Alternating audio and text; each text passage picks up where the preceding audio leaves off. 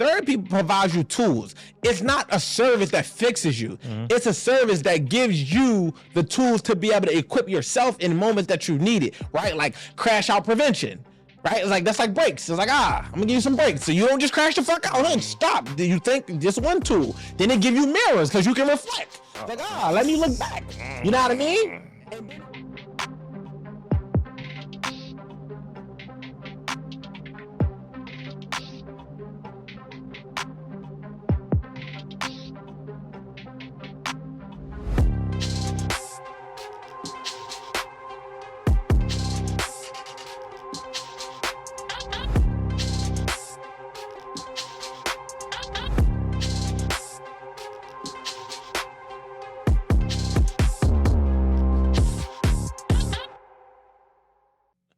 What's going on is the Wolf, and we are back with another episode of the Wolf Has Spoken podcast, America's fastest growing podcast.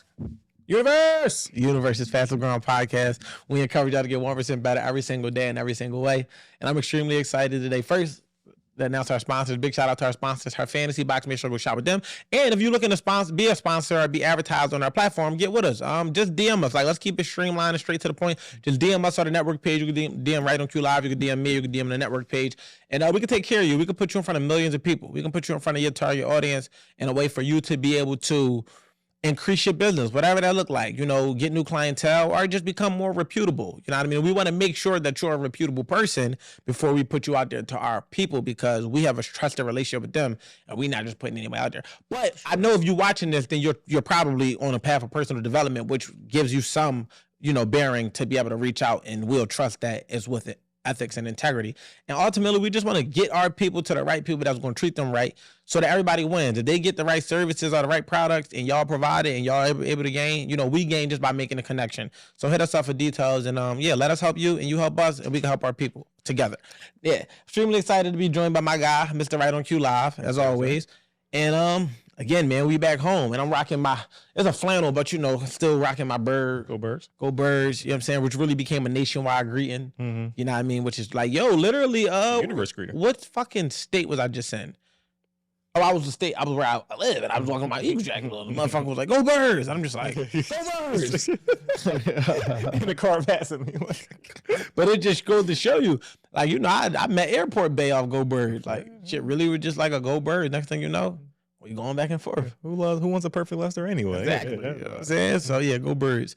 But let's get into it, man. How you feeling? What's going on? What's on your mind? I'm good, man. What's on my mind is one of my favorite segments of ours is wolf debunking.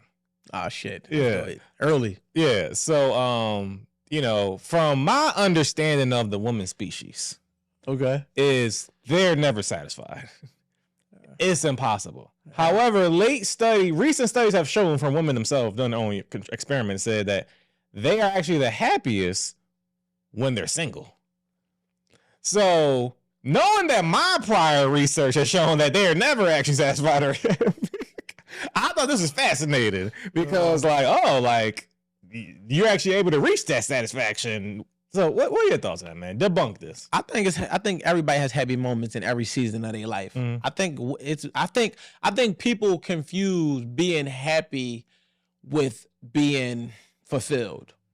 So I think you can be fulfilled in a single season. You could be happy, but I don't think ultimately that's what a woman wants. I think that's what they find happiness in. Like, I'm a man, a single man who could do whatever, and I still prefer to be in a relationship. Most men in this day and age see it differently because I see the amount of benefits you give up once you kind of commit. But I see I as a man see the benefits you gain.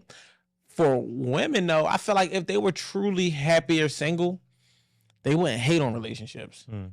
And I can't say the same for men. Like, I don't know men that sit around and hate on relationships. And it ain't like direct hate. It'd be subtle. It'd be like little subtle underhand comments, or that could never be me. I would never do that, or I'm not doing this.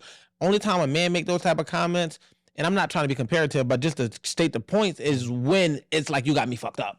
Like, but there you got me fucked up, it can never be me. It's literally for things that make the relationship conducive. Like, oh, you cooking for that nigga all them time? That could never be me. Couldn't be me. Yeah, like you listening to him? That could never be me. So it's just like, it wouldn't be so much that could never be me, because if you truly was happy with what you decided to be, then you are being who you are. So it's no reason. Like happy people don't comment on bullshit. Like a lot of the things, like I don't comment on nothing on the internet about men that's like degrading or discriminatory. I just don't do it because it don't bother me. So like, what if I'm gonna sit here and stop my day to comment on some shit that don't really apply? Like that's a waste of my time. Like I don't watch soccer. Who the fuck I care who won the title? Like not my sport.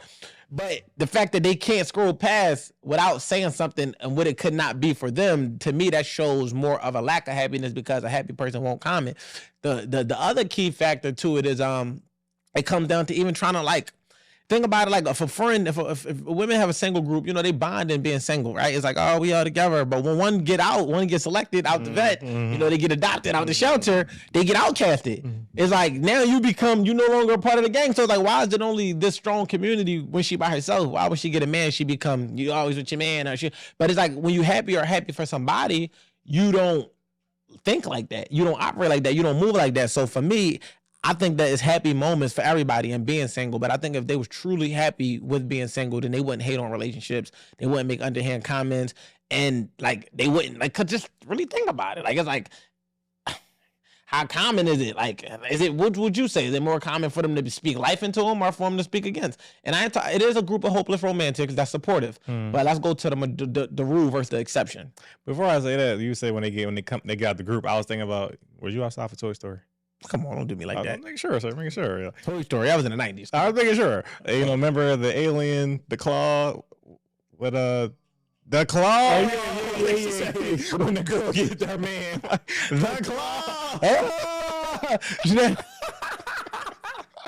Oh, that bitch got a man. Yo, like that shit is crazy. Like, and it almost to the point where they want to be inclusive. So a lot of women would just stay single and just act like it's what it is. But we're not saying we miserable single. It's just saying like we don't gotta act happy. It's just like you just single. Like I gotta proclaim my happiness. It's like I'm so happy to be here. It's like I'm enjoying it. I'm finding my moments, but ultimately I'm preparing myself because I want companionship. Right. You know what I'm saying? But what you gonna say? Do you think that the majority, as far as in like, do you feel like that they hate on relationships, or do you think as a thing where it's just anomalies where they hate on relationships? Yeah, I mean, like do the average single woman? I would take the over. Taking the over. Yeah, I'm taking the over. Give me context. Like, what's your thought? I would say there are more single women. Well, one, I think at the end of the day, like you said, if you're scrolling or going through your life and you're just constantly pointing at certain things and poking at it or projecting outward, there's definitely something internally disconnected within you. That's why you're projecting outward or whatever. Like, so I'm gonna say the average woman that's single, like they don't. Humans don't want to be alone. And it's like to feel like you gotta like profess how much you're okay with it. That's like alone. Yeah, that's like for me, if true happiness comes in silence, like I don't gotta talk about how happy I am. Because I don't gotta talk about how unhappy I am. But it's like if I gotta talk about you can see somebody, if somebody was in a relationship, it's like, yeah, just so you know, she makes me so happy. It's like, what you overcompensating for? Like if you happy, you just happy. Like nobody's challenging your happiness, but why you think we are? So it's like that's an internal. So when you look at it from a single standpoint, it's like then this comes off envious. It's like, damn, like I'ma try to make what you doing corny because I ain't doing it. So yeah, you cooking for that man, you cleaning for that man, you listening to that man. I could never. And they trying to make it a culture of disobedience when in reality it's just like it's just counterproductive. And it's like you gotta play the game how you want the game to end. We say it all the time. Like fuck acting like you happy to be single. Be okay with being single, be happy, but when you get in a relationship, you can still be happy. You don't gotta be like, and it's funny because I just say I'm happily single, but it wasn't even in that regard. It was just like people would try to make single seem alone. And I think it's a defense mechanism. Now I think about it, it clicks. So I think that what it stems from is a defense mechanism to the illusion or the assumption that somebody is judging them behind being single. So it's like, if you think that I'm being judged for being single, I got to make sure that you know that I'm happy over here. I ain't just over here on no bullshit because I'm by myself. Because think about I'm single by choice. Yeah, like, you know what I'm saying? And it's like, even if you single by choice, it's okay. But at the same time, you don't got to then turn that into a disdain towards people in a relationship by trying to pick at them and the shit that they do to make them happy. Like, if you cringe at somebody posting relationship content, Like, why does that bother you? Yeah, you unhappy. Yeah, you're unhappy. Like, why does it go? Look at them. Like, it's like, why does that bother you? And it's like, even though some of that shit be cheesy and cringe worthy because it's forced, it's like, y'all don't act like that. But it's not enough to comment. It's like, it's just a scroll. Yeah. For me, it's a scroll. You already know I don't comment. Yeah. Yeah, it's like, what the fuck? I'm just scrolling past this shit. But if you got enough in you to be like, this shit looks staged, it looks fake, y'all don't look happy, I know you're not happy. It's like, yeah, you got too much time on your hands, sis, for sure. So speaking of like the insecurity, I remember I've seen a discussion one time where, most people that were talking were in a relationship and one person was single and they trying to make it seem like this person was always single, whatever. Yeah. So as a defense mechanism, he was saying, well, in the day, none of y'all niggas married though. So for real, none of us married. So what's really but now the conversation kind of turned on his head because it was like, all right, they're single, there's relationships, there's marriage, but also what about people that are like knowing your partner wants to get married, but then this dragged out period of like you said, you're a marriage-minded man, like you're in a relationship to ultimately get married, not to just be in there with no set destination per se, whatever. Absolutely. So they was framing it like that, where like that's just as bad as being single, but I'm the person that's something wrong if I'm single. So is they single but like dating multiple people, or like single but just like alone? Single but finding their way with a person they want to be in a relationship with type thing. That was how it was framed. You said firing away? Trying to find their way with a person. Dating with intention. Yeah, just dating. Yeah, but just technically single but dating with intention. Yeah. Like back to your point about just people, women feeling insecure about being single. Yeah. But in the day, also insecurity can be subjective. Yeah. Because, some people feel like being single for too long. Some people feel like they've been not married in a relationship for too long, and now they feel like other people being married, other people being single, or is being in marriage that just unfulfilled. 100%. And then it's like, oh well, so everybody think that people know what's going on beneath the surface. So they think it's written on their forehead. That's why they express it outward. Like they might, if I don't say nothing, they're gonna think I'm not happy. I'm happy single. I don't need nobody. I've been happy as a motherfucker. It's like nobody was thinking that. And when we think about insecurities, we gotta dissect that word. Insecurity just means you're lacking security within.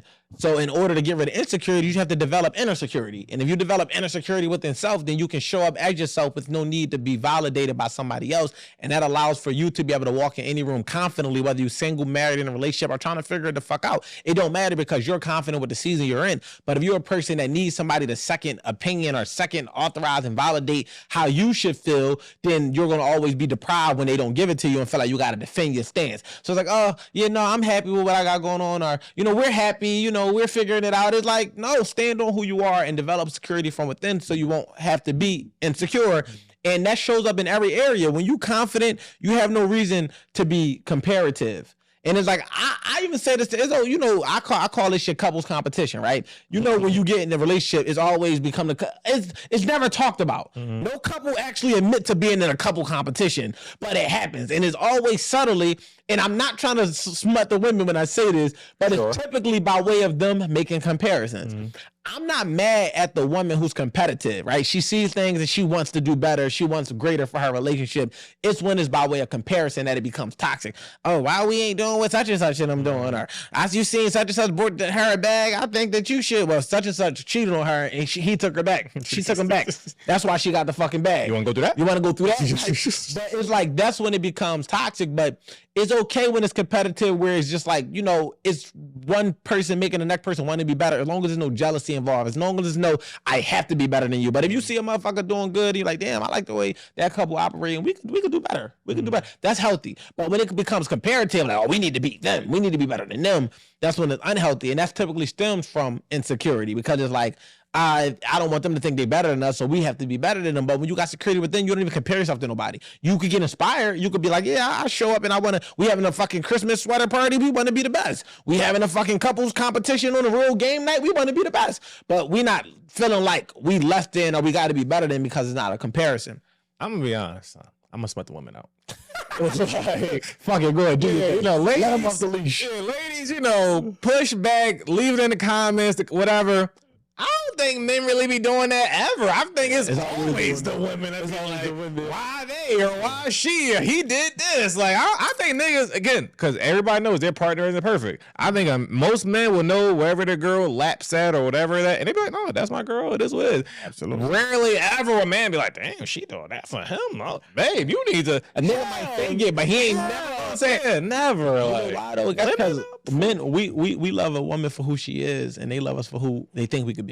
Not even who we can be, but who they think we can be. Like whatever image they created in their head of what they feel like the relationship should look like is what they're going to try to force us to confine to. And if we don't do it, then they'll make us feel inadequate for the entire journey, feeling like we're not chasing our potential. But it's not our potential we're not chasing. It's your vision that we're not chasing. And your vision is creating their vision, and you're not really seeing it because you're being self-centered.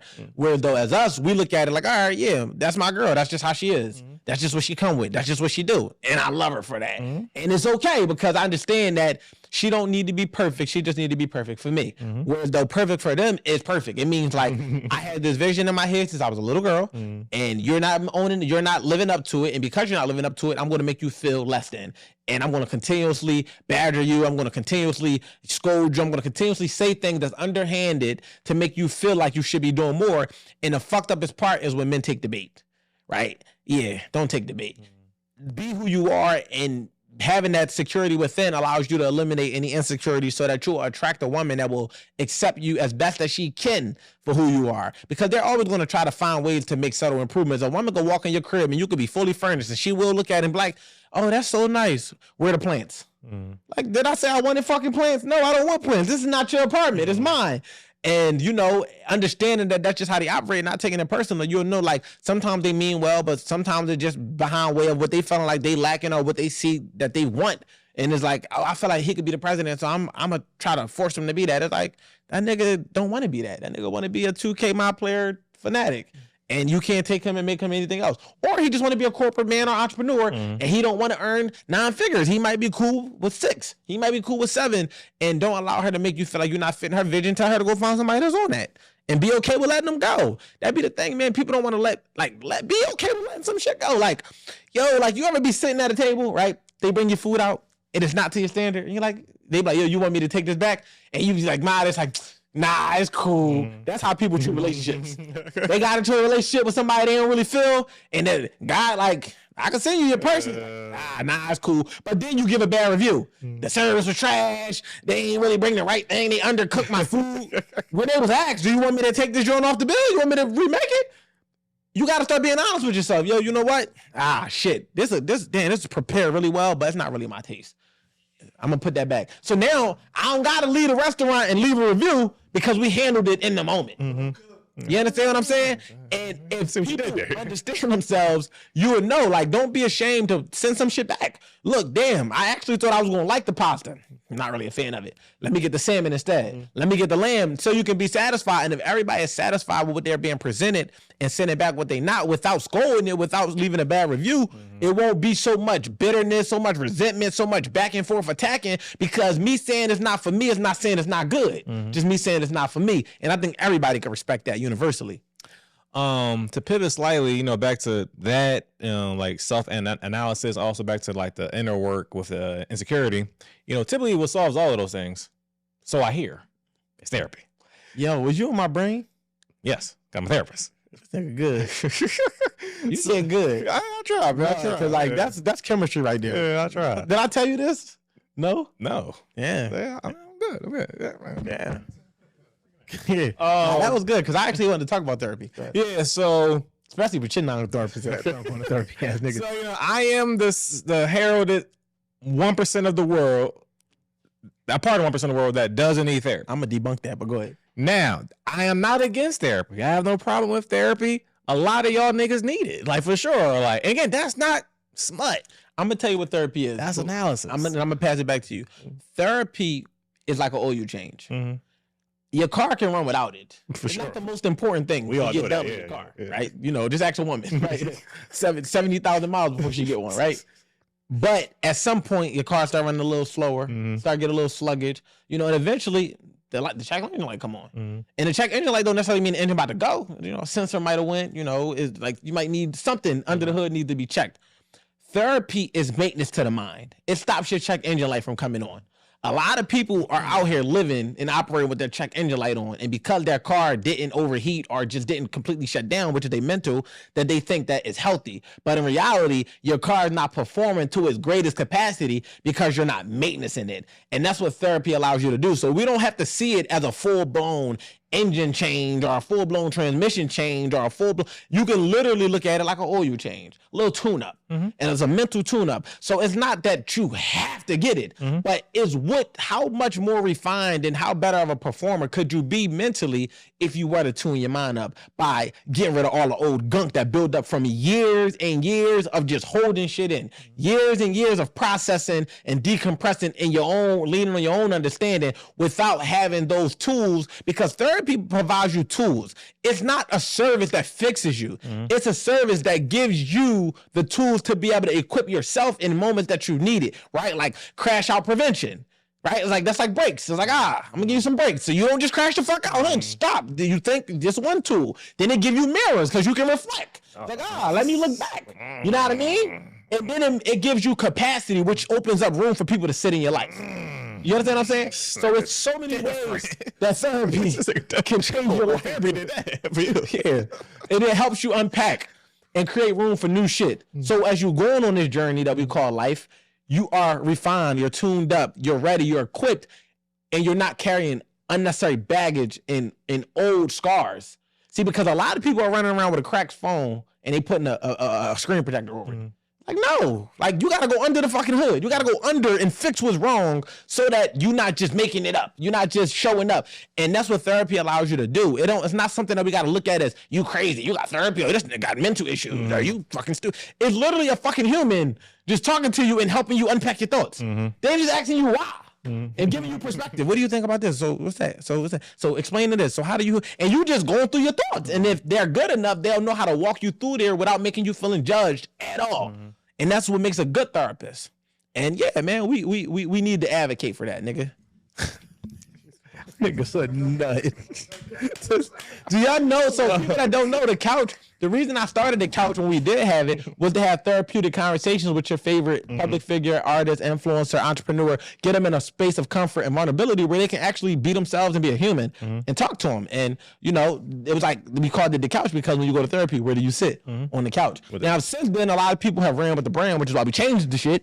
But ultimately, that's what it stemmed from. It became, you know, therapy. But no, seriously, but yeah, like you said, that's why, you know, I always say I don't need therapy. Yeah. But yeah, like I agree with the whole tune up. Yeah, you know, can you go from 9% to 100%? Yeah, sure, whatever. And really, all jokes aside, I definitely believe, you know, in us.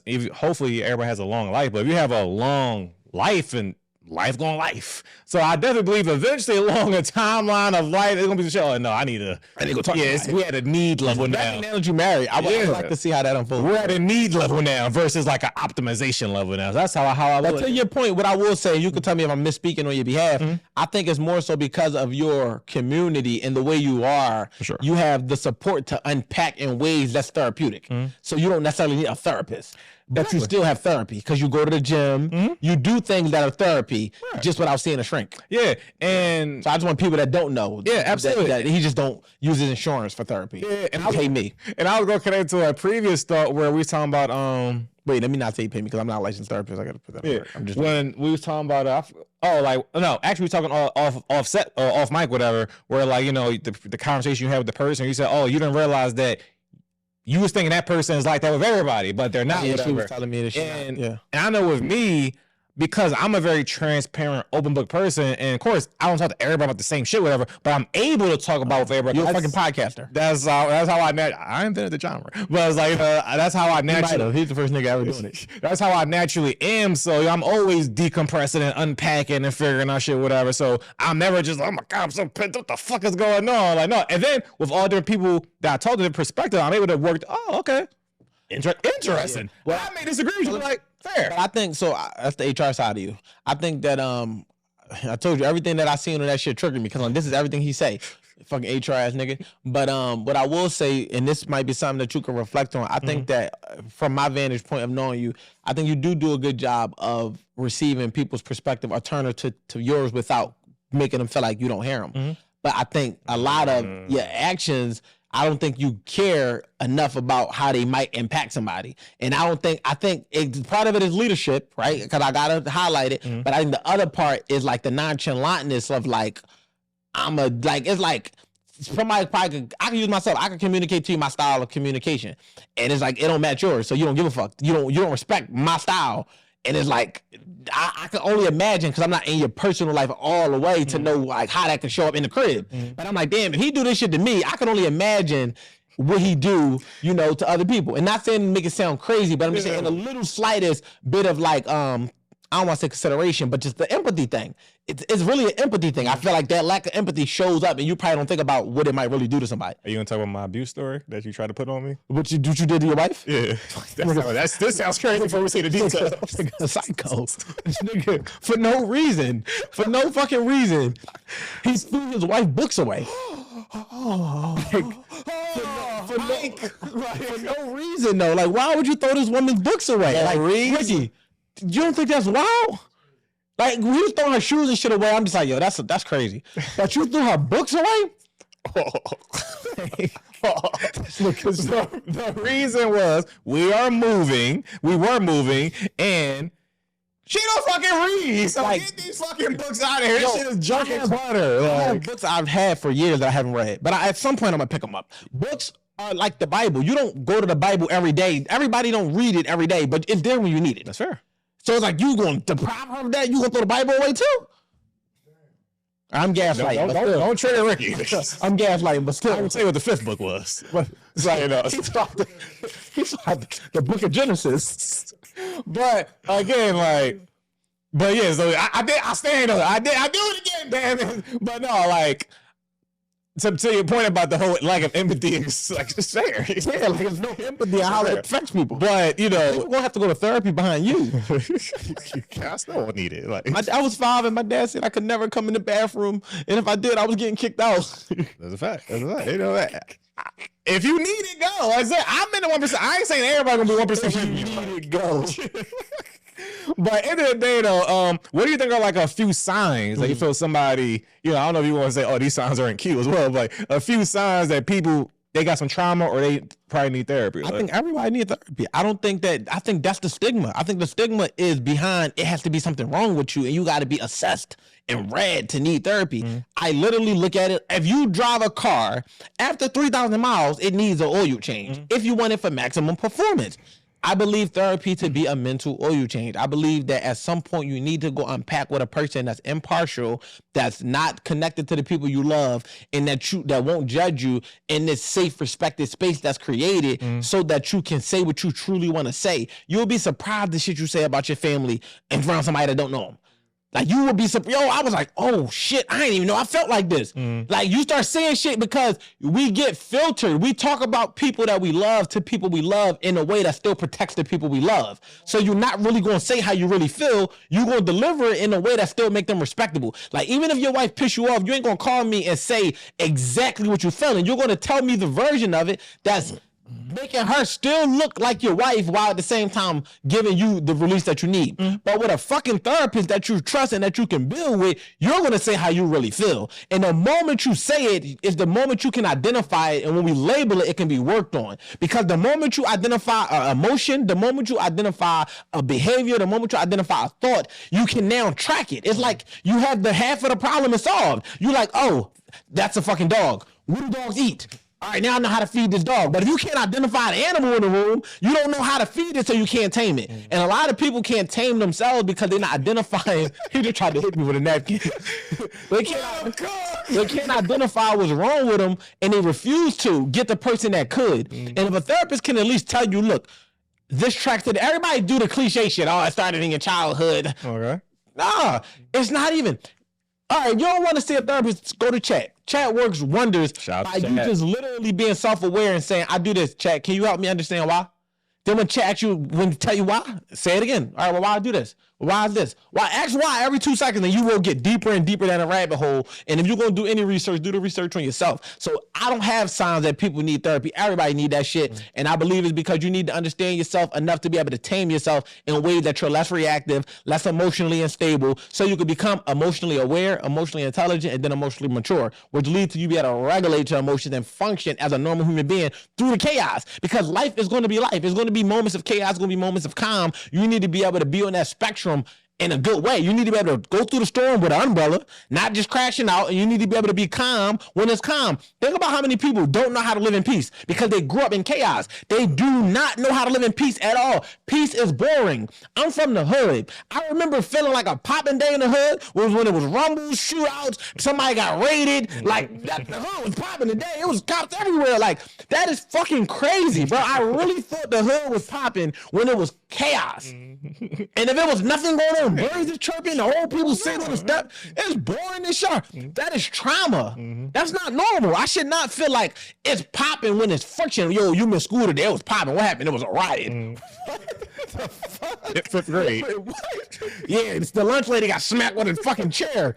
Like Jacob went to hit her and hit this person. He fuck around and hit the principal. What the? That's trauma. That's not okay. We see chaos as cool, and that's where therapy helps you because it makes you realize, yo, it's okay to be still. Rest is a part of productivity. I don't have to attach my worthiness to being productive. I'm actually worthy just sitting here. Like, think of how guilty you feel when you're a high producing person, when you in the crib scrolling for 30 minutes and you ain't made a fucking phone call. Now you got to compensate. Oh, let me send out an email to feel like I'm doing something productive. Sit on your ass for a day and get yourself ready so that when you recharge, you can hit the ground running. It's okay to kick your feet up. It's just not okay to stay in that predicament. And that's the spectrum of understanding calm and chaos. And therapy gives you the tools to be able to do that. And I feel like everybody needs the tools.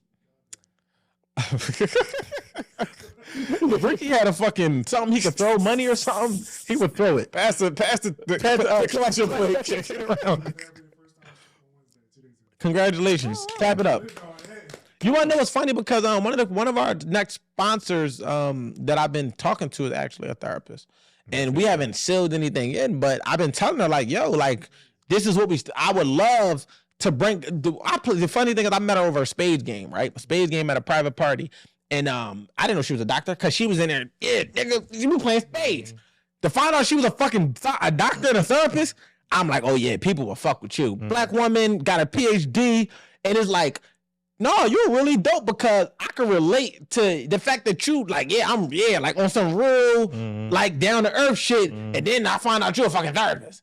Oh yeah, we can really talk. I can really unpack it this joint because I ain't gonna feel like you reading me. I'm gonna feel like we just kind of, especially when you find a black woman. My therapist is a black woman. You know what I'm saying? Shout out to Miss Rhonda. It's crazy because I haven't had a session in a minute, but I always tap in. But the work that she did with me and for me is like, it felt comfortable because she looks familiar in skin complexion. She got the background. She understand, and she let me talk. And as a man, think about how you feel when you could just get your thoughts out. That's why we talk to our homies. They're like, bro, just listen to me real quick. What you think about this? And we talk. Well, often when we're in the crib, we don't get that. We try to express ourselves. When you got a therapist that's a woman and she listening to you and she letting you unpack and then giving you different perspectives and alternatives and ways to approach it, you go on that joint feeling equipped. I used to do therapy every week when I was in my relationship. Crazy, intense, every week. But it was needed because when I tell you it gave me the capacity to deal with that shit, it literally was probably the glue. It was probably the glue because it was the reassurance of like, I ain't tripping, I ain't wrong. I ain't need that validation. It was the reassurance of, okay, I just got to deal with this. It's just management type shit. So yeah, man. So I ain't gonna lie to you. I feel like earlier some cute thing. I the most thorough nigga ever. Like I kind of landed on that off camera though. Yeah, but all right, you can say it on camera. Yeah. But I think I landed on it just now. Where I'm hearing everything he was saying. I'm just in the 1%. It's like no, it's like oh no, no, all seriously. Like again, I don't think nothing's wrong with it, whatever. But I also feel like when I think about, because we had a whole conversation about like trauma and shit like that, whatever.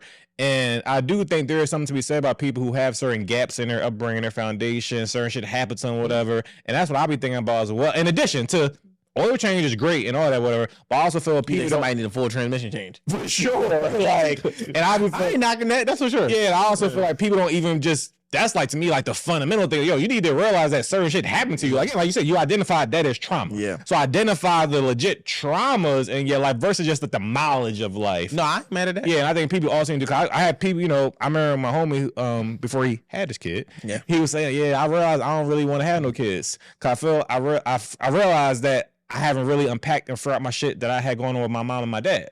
So before I create another life, I need to figure out that shit. Cause I'm really not at peace or figure that out. Now I do feel like people stalling, but I'll unpack it you then you thought. Okay, and I figure that shit out. Granted, 2 days later, SpongeBob voice, he had announced he had a kid or whatever. So that's another thing. But I like, no, That was a soft launch. I'm gonna do therapy. I did it.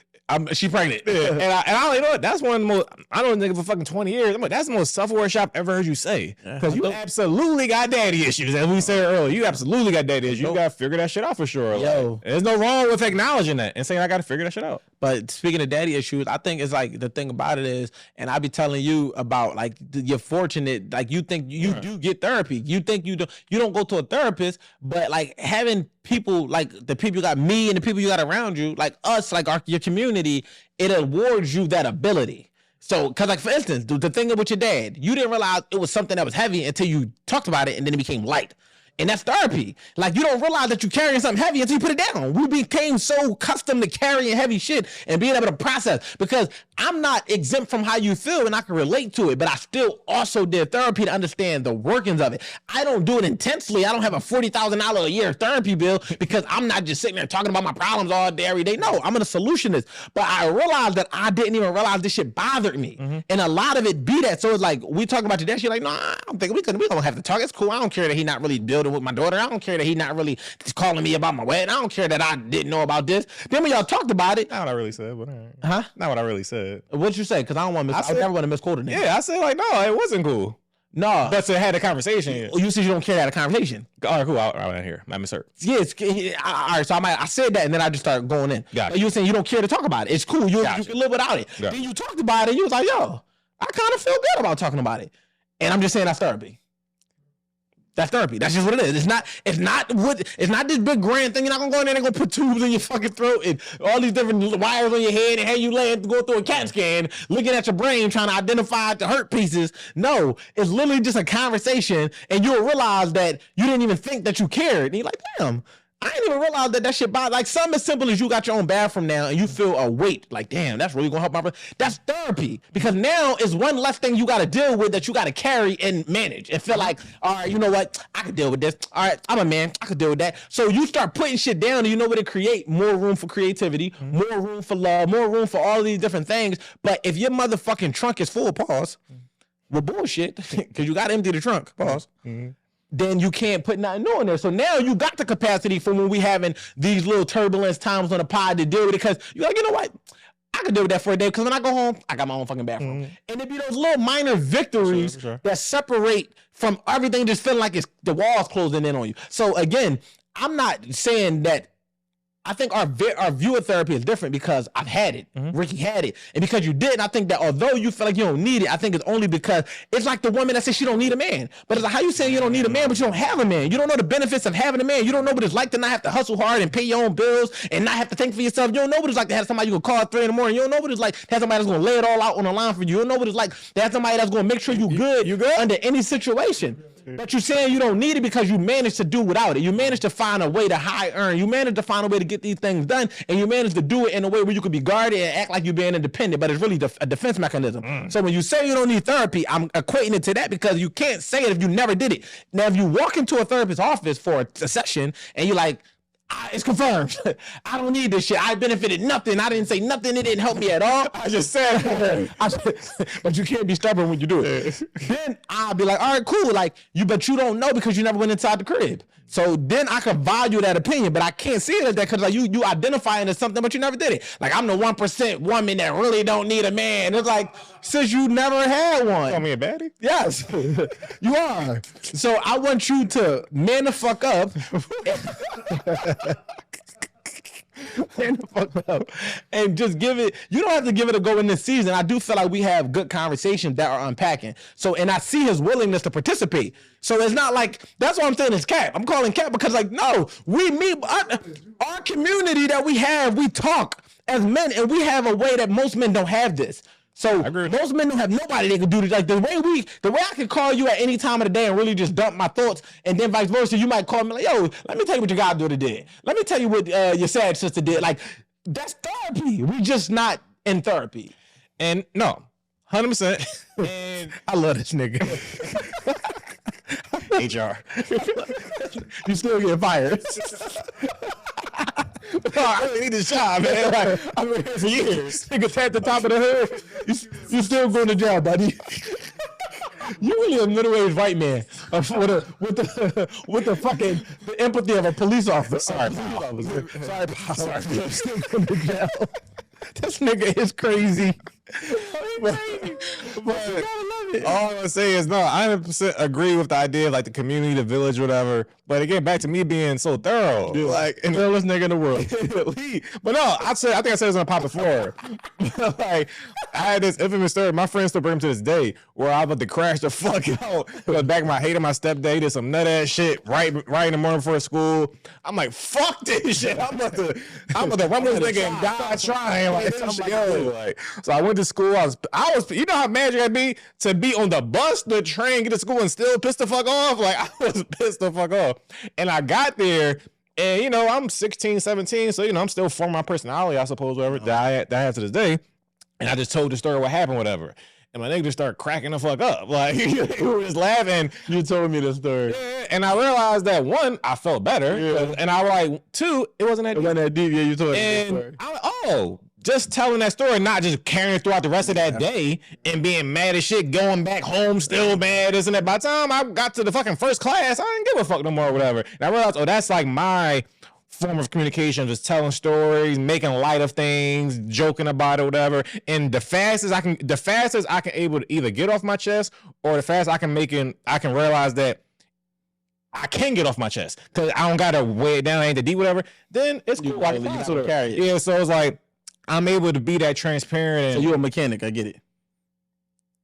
I'm a mechanic. You change your oil. Yeah, it's a mechanic. Yeah, you know, a handyman. Yeah, so it's like, you know, I'm able to be that way with most people in my village. Where I feel like, even to your point, a lot of men, even if they have that village, they don't have that ability or comfort, bandwidth to.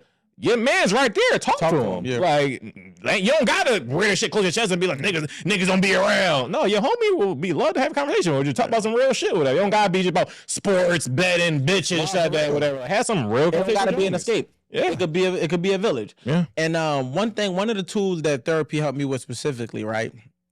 I remember so between the women in my life, mm-hmm. whether it was my mom, my baby moms, it didn't matter. But I remember, like, if my mom called me, it might trigger me. Certain people call my phone, I'm thinking they it's like trigger me because they have known to call me with a problem. Mm-hmm. So I'm already in problem more. I remember, like, my baby moms would call my phone, and I would literally, like, tense up, and I would just, like, be ready for them to start yelling or start talking some bullshit or just being disrespectful. Mm-hmm. And my therapist was like, oh, you preparing for a war. You're anticipating a conflict. So it triggers you when your phone rings because you see that as a conflict. Like, I see that name as incoming problems. Mm-hmm. So because I received that as an incoming problem, I'm defensive. Even if I'm not verbally defensive, my body tenses up in defense because I'm prepared for, like, what you about to say? Right. What you about to start yelling? You about to curse me out? I'm a deadbeat today. I'm not shit. I'm a pussy. What is it? Like, and I'm already in frantic mode. So I'm not regulatory in my emotions. So, and she could be calling and say, yo, can you go pick her up? But every time I'm anticipating that. Oh, she was calling me to pick her up now. Yeah. I had to learn how to regulate when she called and hear the tone. And now I'm at level 2. Level 2 is I hear the tone before my body do that. Mm-hmm. But if she start that, boop, boop, boop, I hang up immediately. Mm-hmm. Immediately. And then I decompress, I block her, and I let a day, however long, because I put pillars in place where I'm not dealing with this. Mm-hmm.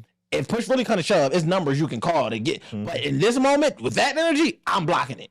And that's like, I don't have because I tried the other way of verbal communication. Yo, look, all right, that ain't working. Block. But it's never a long block. It's just literally in that moment just to stop that, whatever that's about to be, because it helps me process and not carry that energy throughout my entire day. And not feed into it. Not feed into it at all. And that's like one of the things where, like, even like the pivot is like, that's why I never wanted to get to a point in my relationship where I saw my woman calling as being problematic. Like, women want us to be excited to see them, spend time with them, but they don't account for the energy they bring us. And it's like, you always want to be around your friends. No, I just always like being in peace. And it's one of the things where it's like, if you calling your man every day with a problem, not the problem that we want to solve, but just being problematic, now he can't even value. I don't miss you because I'm trying to escape you. And that's the worst feeling, where you go on a 3-day getaway to work or whatever the case may be, and you're not even excited to come home to see your partner. And they don't want to end up in that predicament, but don't foresee the energy they give that put us there. And trust me, nothing we want to do more than tell our woman about our day. There's nothing we, especially the creators and all that, like, yo, it's so much fun shit happening out there. We can't wait to share it. But the energy we get or the feedback we get going to determine how much, like how I say they could become sexually reserved. We become reserved in how we express ourselves in day-to-day communication. Like if a man judge a woman in the bedroom behind something she said she want to do or something she did, she's going to be sexually reserved. She's never going to show that side of her. For us as men, if we feel like we got to be reserved in our communication, our excitement, or we're reserved, we gonna act like we not having fun at all. How was it? That shit was cool. It wasn't really. It was all right. I had a fucking time. Greatest night of my life. But I can't tell you that because of the energy I'm about to receive. So now I gotta be reserve my excitement because I don't want you to be envious, or I just don't want you to nag me when I'm out, or just when you coming home. So it's like, if you want us to be excited to see you, then give us excited energy. Because then I'm going to be, I can't wait. Babe, let me tell you what's going on. Like, you know, and then it's certain levels of expression that we get to once we feel like we have that comfortable space. So it comes down to just knowing, like, the same way as a man, if I know I don't want to make her feel like she don't have a safe space to be, you know, herself in the bedroom, or a safe space to kind of express how she feeling or what she's thinking, we want to be able to express our excitement, or we want to be able to see your name come up on our phone and not get triggered. She about to snap about this. Are you walking the door? Fuck, just girl home. Like, that's not a good space. Absolutely. But so many men live in that. And it's just like, all right, so I'll give y'all a solution. How can we reset? Have a conversation about it, not addressing the past, but addressing moving forward. Yo, let's reset our energy. Tabula rasa, clean slate. Let's approach everything differently moving forward, because I don't want to see your name on my phone and feel like, I don't want to walk in the crib, I hear that you coming down the steps. I don't want to have that energy. So in order for us to do that, let's start smiling when we see each other. Let's lead with a smile. And if it is something that needs to be addressed, let's create a space to address it. Yo, this is the room we go into where we address the problems. And when we walk out, the problem's staying here. I used to do that in the car. Yo, let's go sit in the car and talk. When we get out the fucking car and walk back in this house, this energy will not enter my house. So whatever you need to say, let's go in the car, turn the car on, put some music on, and let's talk. And whether we yelling, screaming, the kids can't hear it, nobody can hear this shit, we're going to walk back in this crib and nothing is wrong because we left it all in the car. And some conversations got to get picked back up another day. But regardless, we're not about to live in this energy. And that's the tip I want to give y'all. Find a common space where y'all can dump all that shit, leave it there, and then let it disintegrate in that space and go into y'all space refreshed and renewed, feeling good, so you could be happy to see your partner. Because nobody want to live like that. Nobody want to see their girl call and be like, this girl. I don't want to say the B word, but you know what I'm thinking. Yeah, I was gonna do it for you. Yeah, I wanted you to. Go ahead, Q. Go ahead. This bitch. Fuck. Every fucking time. And in reverse, we don't want them feeling like that about us. Everything we do. And you know one thing I want to say, because I know we gotta go on the what time? Where we at? All right, so cool. I had a woman say that women value peace more than men, and it made me so mad. That's insane. It was the most gaslighting shit that was ever said in life. I could not believe she said that shit. And I don't even use terms like gaslighting in that type of way. Because when you do it, you do it. It's not true, but I'm saying in person. If they doing it, they're doing it. But she said women value peace more than men, and I got pissed. I said women wouldn't know peace if it was written on their fucking forehead. Literally, peace is literally sitting by yourself and no music on, no nothing, and just chilling. Y'all can't do that. Y'all gotta light candles, have a song going. Like y'all need one silence. Like, and I'm big, but I'm at the same time, I'm serious. You gotta start identifying and thinking about what you're saying. We literally can live in silence and literally sit and coexist with our partner. If it's silence, that space has to be filled with, what you over there thinking about? Did I do something wrong? What's good? That's all not peace. And if you value peace, you wouldn't even bring certain problems to a motherfucker because you know it's going to disrupt their peace. Like, that's like the fuck. Like, if you value something, you're going to cherish it. Like, I value the way I live. I don't want to litter. You value that. You don't say I value it being a clean environment. Throw some trash on the ground, though. Oh, no, but I live here so I could. Yeah, no, you don't value peace. So valuing peace is being able to understand boundaries, being able to understand that silence doesn't mean punishment, being able to understand that everybody's peace looks different, and if you respect it enough, you'll get to learn what their peace look like and not want to offend it. And it's just about being able to sit in solitude and understand that you are enough as is. That's what peace look like. Peace look like contentment. It looks like, you know what? I'm just happy to be chilling at the crib with the kids today. I'm just happy to be watching Sunday night football. I'm just happy that, I got some food in the microwave ready for me when I get home. That's peace. I ain't got too much to think about. I'm just chilling. Yeah, y'all don't think like that. Y'all walking, who the fuck left the door open? Why is who y'all want to heat up the whole fucking outside? Why is the air and the heat on? Come down here and turn this up. Yeah, you can't be peaceful and walk in a walking storm. Like, peace is literally finding unproblematic ways to resolve conflict in a way that keeps the peace. Not saying you're just gonna crash out. Y'all be one motherfucking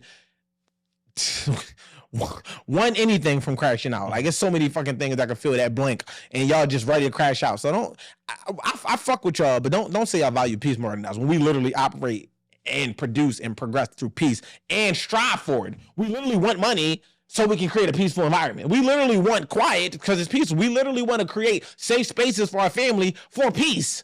We don't want to be in the mix. Like, what the fuck? But no, go. You had a thought. No, I was just saying that's just one of the worst takes I've heard in my life. Yo, she said. Remember, I said I had that conversation. Yeah, I said, yo, I said, yo, this motherfucker, she got to come to pot because the shit she was saying, I'm like, I would have wanted to unpack it in totality, but it was one joint we didn't even unpack about. I had one of the guy ask. He said, "When men, I got to. A man said, a man asked me. He was like, "Yo, how can you speak on? Women got this thing where they say that men are jealous of them. Men are not jealous of y'all. Jealousy is not a male trait. That don't mean it's not a man in the world that can possess jealousy because some men have feminine traits." But jealousy is not a male trait. Now, you want to talk about envy? I'll talk about envy. And I'll talk about it in a way that y'all can relate, right? I'll tell you this. A man would never be jealous of a woman because a man don't compare himself to a woman. I've never seen a woman do something and was like, I want to be better than her at that. And I'm pretty sure any man watching this will say the same thing. A man's like, oh, she's shooting the shit out of that 3-pointer. I'm about to go outshoot her. We look at it as cute, not as competition. So we can respect it. But y'all yearn and desire for our respect makes y'all compete with us because y'all want us to respect y'all the way we respect men. And it don't look like that. So yes, we look at the things y'all could do and we can value it, we can cherish it. But it's never looked at in a way where it's like I'm threatened by it to the point where I'm jealous. Now, the fucked up part about it is that's corporate energy, but it's being taken into the household. And now y'all think that y'all man don't want y'all to succeed because he might be advising against certain decisions you're trying to make. No, understand this.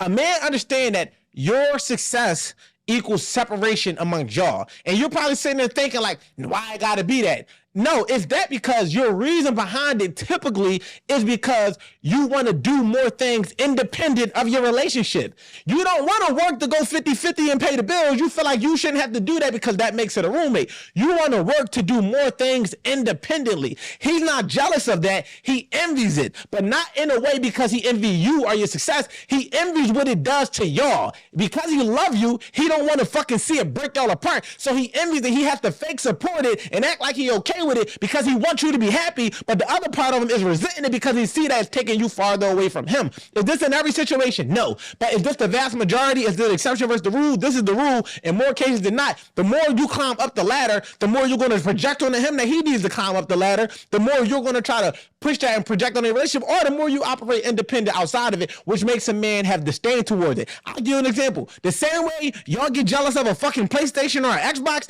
not because it's a just inanimate object can take your man, but because it takes his attention and it makes him happy and it makes him excited and it takes time away from you. So do you ultimately hate the game? No, not really. You hate how much time he spend on the game and the less time he spend with you. That's how men feel about y'all going off to do these jobs and these careers. They don't hate the job or the career. They hate that it makes you a different version of yourself that takes you away from who he needs you to be inside the house. And because you look at it from a woman's perspective of this must be jealousy, right? This has to be jealousy because if I'm a woman, I'm jealous. I'm jealous that you don't know. A man don't operate in jealousy, but it's envy. And it's not envy like he don't want you to be the best. He do want you to be the best, but he wants y'all to be the best. And as a man, when we go out to get more, we get more so we can have our family do less. I want more money so my family can do less. I don't want more money to do more for myself. And it's fucked up because we get caught selfish buying ourselves a new pair of sneakers or treating ourselves to something one time. But all of our efforts is literally to provide for the family, where though the woman start getting more, yeah, she might buy you more gifts and shit, but what it does to her mindset, what it does to the energy in the house, what it pulls her away from, oh, I'm tired, I had to work all day, I don't feel like cooking, I don't feel like fucking, I don't feel like, now all the day I gotta manage all these, I don't feel like, when I didn't feel like you working. You understand what I'm saying? So when they say a man getting jealous, men don't compare themselves to women in that way. And for the men, if it is the exception of men that's out there, they're not they're not on what we on. So stop grouping us. Stop y'all in a situation that's not on. We not on that. No man that's standing on 10 is going to be fucking envious. Jealous of a woman or even envious of a woman in that way. The envy comes behind the situation, never the person, never you. The nigga don't want to lose his girl to a career. He wants you. He love you. That shows care. If you want a motherfucker, you want to do what you want and get you a motherfucker that don't care about you. The only man that's walking this earth, that's gonna let a person do anything they want is a man that don't give a fuck. No man gonna let their kids do anything they want. They're not gonna let their mom do anything they want.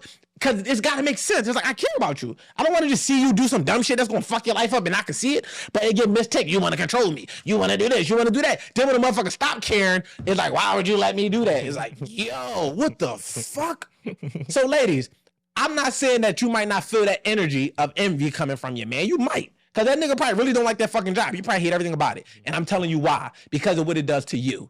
And what it does to you is affected what it does to y'all. Remember, when I said to you, not for you, you confusing it. You think I'm talking about what it does for you. We're not talking about what it does for you. We're talking about what it does to you. And that's the part that men envy. They don't like that. What it does for you is amazing. It makes you be able to do this and do that. You can be self-sufficient. You got your own shit going on. You don't have to wait around. That's cool. But all of you doing that is basically just to rub it in the man's face. I don't got to sit around and wait on you. If you can find ways to manage both, man won't say shit. If you could go out, do you, and still come home and make sure you taking care of what you got to take care of, you would never hear a man complain about it. Unless he just on some bullshit. And that'll be the telltale sign. No man gonna be like, yeah, my girl work hard and work hard in the crib. I hate her. Like, what the fuck? Like, yo, I'm dealing with she the goat. Like, she on some shit. But also, that woman kind of don't exist. All right, then. And we know that. So if I had to choose, yeah, fuck that job. I'll work harder. Mm-hmm. You feel me? Like, why would I want you to go do some shit that's going to take you away from me? That's stupid. A woman won't want you to say, yo, babe, I'm about to go travel for 7 months and be away. She going to hate the shit out of whatever you finna do. They don't want you to go to work too much. It's just like, you can't be on the phone with your friends too much. You can't be on the game too much because it take you, you need to, I wish you played with me the way you play with that controller. It's just like, damn. I just fucking put you through the mattress this morning. But still, like, you just seem too excited over there. Like, all right, but I understand that level of envy. I don't get mad at it. I know, like, yep, she finna be mad. I'm about to be watching football all day. She'll get over it. Because I know it ain't nothing. But it comes a thing where it's like, if I was doing something overly, like, yo, I'm never in a crib. Mm-hmm. I understand that it's becoming a detriment to my relationship. And I think that that's the part that they don't get. Like, you can start here at the job, you getting $60K, and you doing good for yourself. 40K, you getting 40K, you doing good for yourself because you don't pay shit. Mm-hmm. And you like, no, I gotta go for 80. No, I gotta take a double shift. No, I gotta do overtime. Now I gotta get to 120 because all the other single women around you making you think that you need to be doing more because they need to make 120 to live when you can live off 30 because you don't pay shit. And I think that that's the fucking thing that y'all gotta start assessing. Start assessing why somebody gotta work so hard. Why the fuck is you in your relationship trying to work super hard? I ain't talking about side businesses and running it up in a conducive way amongst your partner. I'm talking about separate from that. Why take away and sell 80 hours of your week to make 100,000 when your husband is making that type of money to take care of you? That don't make sense. And I can't stand with that. I'm sorry, because I believe in union. And if it comes down to you having to work to help the union, you're going to feel like I gotta fuck, suck, and clean and I gotta work. It's like you're not really on some team player shit. So, like, don't start talking about that jealousy shit because that's not a male trait. Like, we don't, how many men could say that they actually laying down with a woman that's really jealous of what they got going on? They're like, damn, like, yo, she don't fuck with this nigga. She disgusted with the shit he do. And it ain't like he doing some nut shit or nothing. Men ain't sitting in that energy. A nigga mad because you doing some shit that don't fit the bigger picture. That's why he's mad. You're not listening to his guidance. He's not mad at you for becoming successful because you could just go be single. He would never hate on you. A woman still would be upset. Fuck that nigga. Don't bring that nigga shit to my timeline.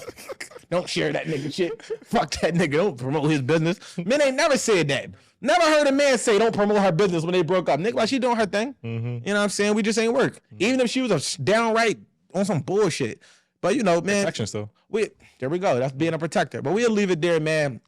And we'll pick that conversation up as needed. And y'all already know, man, don't let the conversation stop here. We want them to start here and want them to continue. So if you heard something that sparks you, let us know in the comments, let us know on the gram, or let your people know that need to hear it. Because as y'all let people know, we grow. We don't, you know what I'm saying? We want y'all to get 1% better every single day and every single way. And it starts with self-awareness. And self-awareness start with self-observing. And once you observe yourself, you can start doing the thing that you need to do to be able to improve yourself. With that being said, man, you already know, go shop with her fantasy box. If you are somebody that's out there that's looking to be a sponsor, being an advertising partner, somebody that's looking to get your brand out there, just tap in with us, man. We can have a conversation. We need to get to people to you, and we need to get you to the people, and we want to be that bridge over the gap that does that. You already know that does that. I ain't gonna say that do that. That sounded real southern. That does that. You already know where y'all can find me at, man, at Wolf WSC. Where can they find you? Ryan Q Live is on the right side on QUE Live. Y'all can find the network page, wolfnetwork.wsc. Y'all can find my guy Ricky B. Philly at Ricky B. Philly. And y'all can find the podcast. Take me wide. Y'all can find the podcast on the Wolf Network YouTube, the Wolf Has Spoken Podcast, on all audio platforms, the Wolf Has Spoken Podcast. And as always, man, until next time, let's get it. The Wolf Has Spoken.